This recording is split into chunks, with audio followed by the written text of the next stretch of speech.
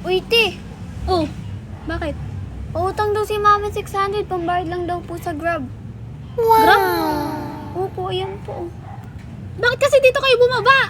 Eh, Layo-layo sabi ng po bahay ni niyo. Mama eh. Ano sabi? Ikaw daw po muna magbayad eh. Sa? Sa Grab.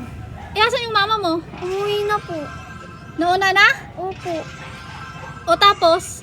Sabi niyo, ikaw na lang daw muna magbayad. Naubos na daw kasi. Paano naubos? Saan ba kayo galing? SM. Naubos yung pera nyo? Opo. Tapos ngayon, ipapaproblema nyo sa akin yung bayad. Opo. Hindi pwede. Wala naman kayong pinatago. Grabe naman yung mama mo. Tsaka ang layo-layo ng bahay nyo dito. Doon pa kayo. Oh. Tapos dito talaga kayo bumaba. Inuubos daw po yung pera namin eh. Ay, problema nyo na yun, be. Bakit sa akin mo papaproblema? Dali na te, nakakaya. Yung walang pambayad na sa Grab. Grabe naman kayo. Nahiya kayo sa Grab. Sa akin, di kayo nahiya. Wala. Sinsya na te. Wala.